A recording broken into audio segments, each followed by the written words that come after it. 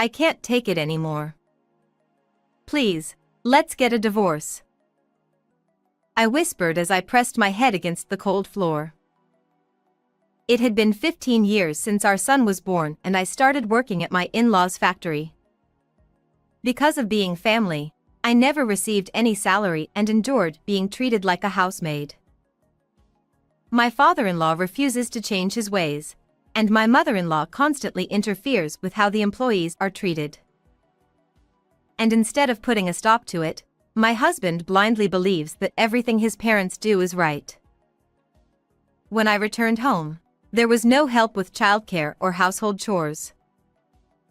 Since being tied to my in-laws' house, I wasn't even allowed to visit my own family. But if that were the only issue, I could still bear it. I could endure it if it were just me. But I couldn't forgive sacrificing my son.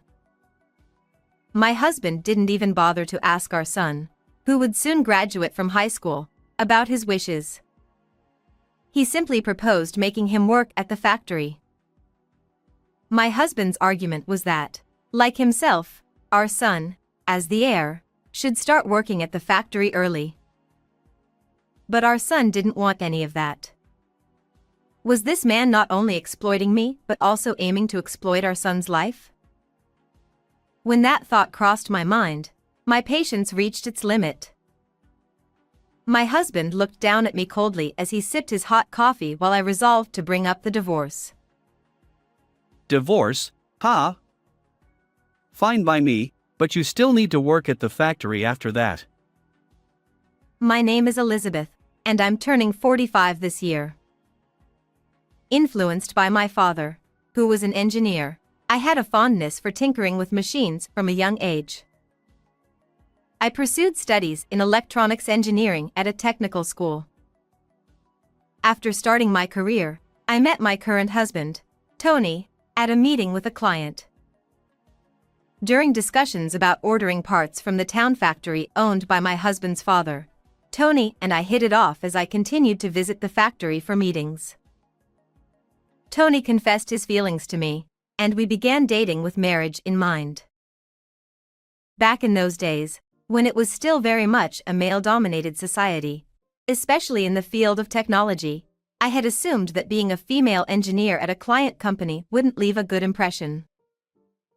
However, contrary to my expectations, his parents welcomed our relationship with smiles. Although I had pride in acquiring top-notch technical skills while working as a temporary employee at various companies, I was quite inexperienced in matters of love. So, when his parents accepted me, I remember feeling truly relieved. That was when I found out I was pregnant. Several months after getting married, when my period didn't come and I went to the hospital, it turned out I was pregnant. When I told my husband, he was so flustered that he spit out the coffee he was drinking, then jumped up with joy. It was like a festival. Pregnancy prompted me to resign from the job I had until then, and without any doubt, I nodded in agreement to my husband's suggestion that I should work at my in-laws' factory once the child was born. Nowadays, it may not be necessary to accept quitting work upon marriage, but at that time, it wasn't uncommon for women to leave their jobs and move into their husband's family home after getting married. Additionally, I indeed had the desire to support the family as a member of my husband's family. We quickly tidied up the detached house at my in-laws' place and began living as a family of 3, including our son in my belly, without any interference. However, it wasn't until I gave birth to our son that I finally realized something. My husband didn't help with any household chores. Even though I became a full-time housewife, managing all the household tasks while caring for a young child turned out to be much more challenging than I had imagined. Even when our son cries, my husband doesn't comfort him, and when I'm changing diapers, he just complains, asking if dinner or bath time is ready. Even when I beg him to help a little, he dismisses it, insisting that household chores and childcare are women's duties. He, unemployed as he is, starts yelling that I should just do it. Occasionally, when my in-laws come to check on us, I seek their help, but all they do is coo over our son, saying how cute he is, without actually helping to change diapers or soothe him. On top of that, my father-in-law took away the savings I had accumulated from working before marriage, claiming that a wife's savings belonged to the family. In this household controlled by my father-in-law, there's no way I can appeal for my money back. While my in-laws thankfully covered expenses like rent, utilities, and groceries, I had no money of my own to spend freely. Even for buying a single piece of clothing for our child, I had to beg my husband for pocket money. I gradually lost the will to resist them. Instead of being the support I needed, my husband either treated me coldly, as if it were solely my duty as a wife, or threw terrible tantrums when he was in a bad mood. Holding our newborn son, I found myself trapped in this situation with no way to escape. My in-laws and husband told me to work as a family employee without pay, as soon as they realized that my son John could attend daycare and I would have some time to myself. There were times when I pleaded to at least receive some salary, as I wanted to buy new clothes for my child, but both my husband and parents-in-law used the fact that they covered our living expenses as a shield and adamantly refused. They insisted that the hand-me-down clothes from relatives, even if stained, were enough. How many times did I hold my son close, begging for forgiveness as a mother who couldn't even afford to buy him new clothes? Before I knew it, my son John became the sole purpose of my life. Neither my in-laws nor my husband offered any help with childcare. With no means of contacting my own family or affording transportation to rely on, I felt utterly powerless. All I could do was to protect my son John from this demonic family and raise him to be a fine person. That became my sole goal, and I worked tirelessly, pouring my heart and soul into it. It was in the spring when John turned 15 years old. Suddenly, my husband and in-laws decided to renovate the family house. They insisted that I should help as a member of the family, yet they refused to pay me a salary. I couldn't help but wonder if they truly had the financial means for house renovations. If they had that kind of money, why couldn't they have used it to buy better clothes for John? Why couldn't they have provided him with better food? I couldn't shake off the image of my son's face, having experienced poverty since he was young. Why the sudden renovation? I timidly asked, to which my husband snorted dismissively. Well, John is turning 15, right? He'll be able to work from next year. It's about time he starts living with my parents, learning the family business as the successor. Without even considering John's wishes, my husband implicitly stated that he wouldn't allow him to go to university. I could feel my face turn pale at his words. If it were just me, I could endure it a bit longer. But was this man trying to control John's life as well? The moment I had that thought, I found myself blurting out divorce without even thinking. I can't do this anymore. Please divorce me. My husband, maintaining a blank expression, looked down at me for several tens of seconds, then let out an exaggeratedly loud sigh. Divorce, divorce, he said, sipping his coffee with a deliberate pause. Then, to my shock, he said something unbelievable. Sure, we can get divorced, but you'll still have to work here. There's nowhere else that would hire you anyway, right? The world seemed to sway for a moment. What was this man going to say next? To suggest that I should work in his factory even after divorce. It was absurd. I looked up at my husband, taken aback, only to see him grinning at me with a smug expression. No way. I can work perfectly well elsewhere. Fortunately, there were still business connections between our factory and my previous workplace, and I had former colleagues who had advanced in their careers there. While I might not be able to work for the same company, with my skills, I should be able to get a job through referrals. Well, whatever, but leave John here. He's the heir to this place. My husband seemed to back down under my resolute refusal, but now he began insisting that I should leave John behind. I wanted to scream at him for saying something so foolish, but what if John wanted to stay here? If I left my in-laws' house, John might end up living a more difficult life than he does now. Unlike me, if John were raised as the heir, he might be able to live without any inconvenience. Such thoughts crossed my mind. Biting my lip, my husband led John and me to the living room of my in-laws' house. Sensing the uneasy atmosphere, John, perhaps understanding something was wrong, followed silently. What's going on at this hour, Tony? My father-in-law, Eric, greeted us with a puzzled expression.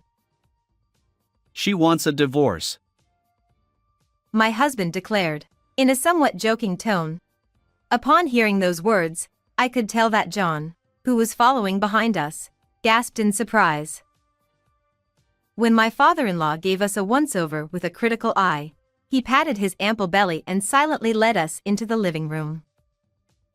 Perhaps Judy, my mother-in-law, had also heard, because she glared at me and quietly brewed some tea. It had become a routine that nothing was placed in front of me. When did it start? I usually brewed my own without a fuss, but today, I just couldn't bring myself to do so. So, why did Beth suddenly start talking about divorce?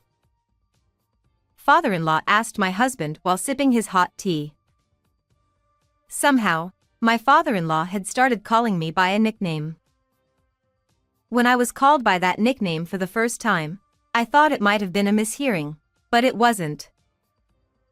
Neither my mother-in-law nor my husband even cared about it. Oh, how many times I've told myself that this is the norm for this family. Father-in-law's intrusive gaze made me uncomfortable, and I always felt like averting my eyes, but today I held back and looked back straight at him. She brought up the topic as soon as we started talking about renovations. She must really hate the idea of living with you. My husband spat out these words, and both my in-laws directed sharp, needle-like gazes at me. I knew it was coming, but I never seemed to get used to it. The initial atmosphere of welcome faded away almost as soon as I started working at our factory.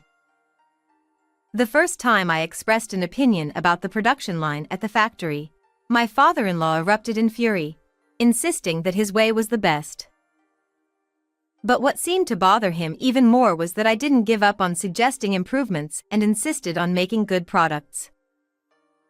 My opinion, dismissed as just a woman's interference, led to a period of harassment from my father-in-law. Looking back, it might have been from around that time when I started receiving rough treatment from my in-laws. Although he's now retired, my father-in-law occasionally shows up at the factory, claiming to be a supervisor, just to check if things haven't changed his way. Employees always work nervously, fearing they might become targets. As for my mother-in-law, despite knowing nothing about the factory, she sometimes randomly interjects her opinions. The employee management is especially terrible. If they don't like someone's greeting, they'll cut their salary. If someone brings refreshments, they'll suggest giving them a bonus. They change employees' treatment based on their mood. Even after my husband became the CEO, this didn't change. He never questioned it, instead reflecting his parents' decisions. For my husband, if his parents say something is black, no matter how white it may be, it's black. I've been apologizing to them every day, knowing we couldn't survive if employees quit. But even that didn't please my in-laws or my husband. Please, I want a divorce, I said, without giving any reasons, bowing my head again. My hands trembled as they touched the floor, wondering how harsh the words thrown at me would be. However, contrary to my expectations, my father-in-law easily agreed. If you insist, there's no helping it. Sometimes things just don't work out. When I lifted my surprised face, he wore the same unpleasant smirk as my husband. A shiver ran down my spine. Do as you please with the divorce. But I won't allow you to quit the factory. As compensation, you'll continue working for free as you have been. What are they saying to me? Compensation? What does that even mean? What have I done to deserve being exploited by them like this? As I trembled nervously, my mother-in-law gently asked John. John, you'll stay with us, won't you? Leaving with Elizabeth will only make you poor. I panicked and looked at John. For me, it might have felt like walking on needles, but it wasn't necessarily a bad environment for John. He probably didn't know about my husband's intention to make him start working right after high school. Maybe John would choose to stay here after all.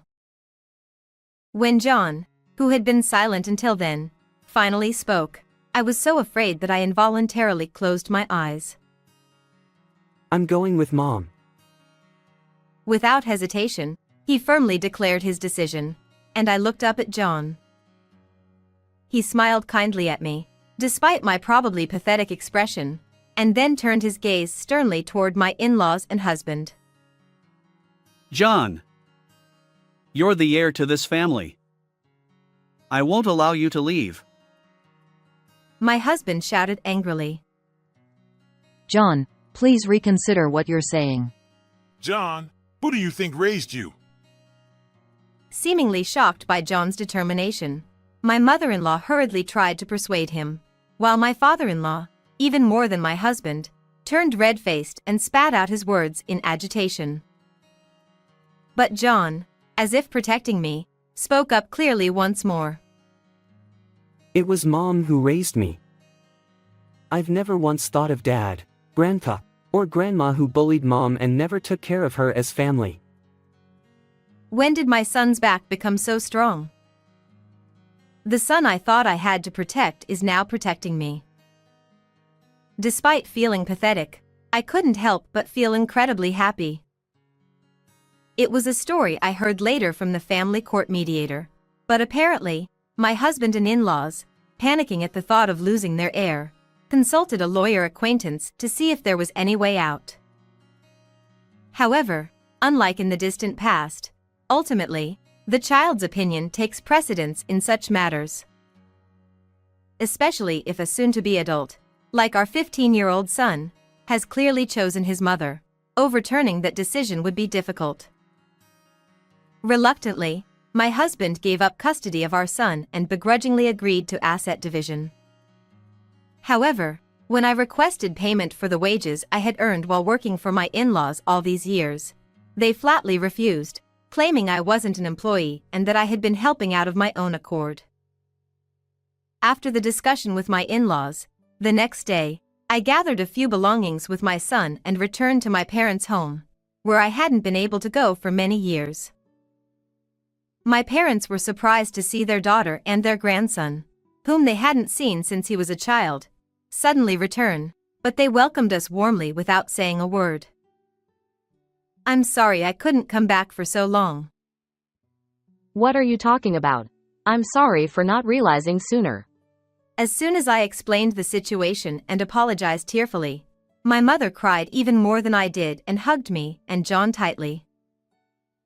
That evening's dinner overflowed with enthusiasm from my mother and father's homemade dishes, making it a peaceful time for me, a rare occurrence lately. The next day, the telephone in the living room of my parents' house rang loudly. It was my husband calling. I was about to hang up immediately, but I heard a sense of urgency in his voice mentioning employee, prompting me to listen intently. What's wrong? Was there an accident? The first thought that came to mind was an accident involving an employee. Perhaps someone got caught in machinery, Or something happened during their commute. Just come home as soon as possible. We'll talk about it then. Without further explanation, I hurriedly headed to my in-laws' factory.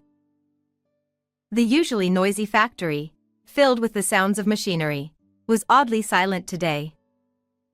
Puzzled, as I stood there, my husband and in-laws rushed towards me. You're late. What were you doing? Ignoring my father-in-law's complaints, I asked again, "What's going on? Was there an accident? Did someone get hurt?" No, all the employees quit.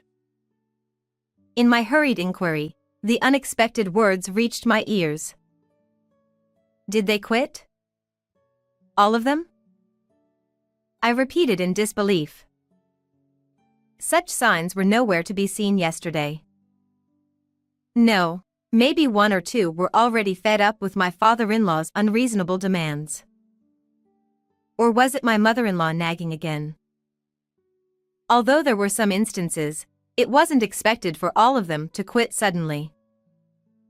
Seeing me bewildered, my husband spoke with a sense of bitterness. It's because you left. As soon as they heard you were divorcing and leaving, they all quit. As my husband stomped around in anger and shouted, I felt as if I were watching him from a distance, detached. Even after retiring, my father-in-law continues to interfere in the management and work processes, while my mother-in-law, upon noticing disliked employees, urges my husband to reduce their salaries. My husband takes their words seriously and reflects their attitudes in the management decisions. Due to their outrageous attitudes, employees have been growing increasingly dissatisfied year by year. It has been my role for the past 15 years to somehow intervene and mediate between them to prevent their anger from exploding. Within my reach, if any employee caught the attention of my father-in-law, I would defend them even if I was yelled at not to interfere as the daughter-in-law. And if my mother-in-law raised objections, I would divert her attention, even forcibly if necessary. I tried to guide my husband, who obediently followed my in-laws' orders, to minimize the damage as much as possible when he tried to mess up the workplace. It seemed that the employees noticed my efforts. Unexpectedly, I realized that they held affection for me. It was the smiles of my son John and those employees that helped me get through those tough days. If Elizabeth isn't here, they say there's no reason to work here. Who do they think is paying their salaries? I couldn't help but burst out laughing at my husband's frustrated voice. Who on earth said such a thing? The faces of each employee flashed through my mind and then disappeared. It seemed my laughter caught their attention, as my in-laws glared at me with anger. Without hesitation, my husband spoke in a commanding tone. Listen. Here are their phone numbers. Convince them to come back. He thrust the phone book towards me, and I couldn't help but burst into laughter at the way he spoke, as if I would obediently comply. Ha ha ha. Why would I do that? I'm not your wife anymore, and I'm not an employee either. Besides, I haven't even been paid for the work I've done so far. Oh, how absurd. I wiped the tears from my eyes. What kind of tears are these? Are they tears of separation from the husband who used to be gentle? Listen, you haven't paid me just because we're family and you've been uncooperative with household chores and childcare. You've treated me like a maid. I have no reason to listen to what you say, and I have no intention of returning there. Furthermore, I have absolutely no intention of persuading the employees, not even a bit. After laughing for a while, I quietly spoke up. Perhaps neither my husband nor my in-laws had anticipated me countering so strongly, as they all fell silent. For the past 15 years, I've endured everything for the sake of my son. No matter how much malice was directed towards me, No matter how much my dignity was disregarded, I endured it all for the sake of my son. In their eyes, perhaps I appeared as the quiet, submissive daughter-in-law, one who wouldn't dare defy them. As I conveyed my message decisively, they alike gaped like goldfish, unable to respond. I've also made up my mind. I'll be claiming the unpaid wages. If the employees have quit, then me claiming won't harm them. I was ready to leave without causing trouble for the remaining employees, but if they're the ones who'll suffer, it's a different story. I declare firmly, ignoring my husband's surprise, and turn on my heel. I could hear voices trying to stop me, but I fled with all my might. Upon returning home, I immediately asked a lawyer acquaintance of my father to contact me, and after explaining the situation so far, I decided to file a lawsuit for unpaid wages. The diary I had diligently kept proved to be useful, as it provided evidence of the dates and times I worked, as well as the words spoken by my husband and in-laws each day, which were presented as compelling evidence. Furthermore, one of the employees had recorded conversations when he witnessed me being harassed by them. He even went out of their way to find and bring the recordings to my parents' house, which proved to be invaluable for my divorce proceedings. Thanks to them, I gained a significant advantage, allowing me to claim some of the compensation I was supposed to receive, along with damages for the years of suffering, from my former in-laws, excluding the part that had already exceeded the statute of limitations. My in-laws and husband stormed into my parents' house, but they quieted down and left when my father called the police. Later, the amount we won was deposited into the designated account. The factory owned by my in-laws, which lost employees in an instant, couldn't possibly operate with just my father-in-law and husband, so it closed down immediately. It seems that they depleted their savings by paying me for damages, compensation, and the severance pay of the resigned employees. They have apparently sold off their house, land, and everything else, and are now living in a small apartment. I heard that my husband, along with my in-laws who were joint guarantors, had to work part-time despite their old age to cover the penalty fees owed to the company they had contracted with. It seems they are doing physically demanding jobs to earn even a little income. As for my husband, it seems he has started job hunting, but he has only ever worked in his family's factory and apparently lacks any general social awareness. He was spoiled and raised as the heir apparent since childhood, so when he faced criticism from a younger superior right after getting a job, he couldn't handle it. Since then, he hasn't been able to secure a decent job and seems to be relying on his parents for a living, according to what the lawyer who visited my in-laws informed me. I had been taking a break at my parents' house with my son John for a while, but I managed to find a new job thanks to connections from my previous employment. So, my son and I started living in an apartment near the company.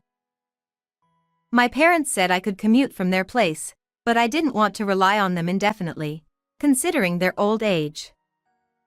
I discussed it with my son, and we decided it was best to be independent. Of course, I try to visit them whenever I have free time to make up for the 15 years we couldn't see each other. Furthermore, I ended up reconnecting with the former employee who had recorded the harassment from my in-laws at my new workplace. When I saw him and called out, we both seemed surprised and relieved, laughing together in relief. He had always shown concern for me at the in-laws' factory, and it didn't take long for him, with whom I had a harmonious working relationship, to propose to me. When John, who sensitively noticed my change, questioned me and I confessed about it, he ended up getting angry, asking me why I didn't tell him sooner. It seemed John remembered him well and quickly grew fond of him. Despite the challenges posed by my former in-laws, John must have had his own thoughts and feelings about his blood-related father and grandparents.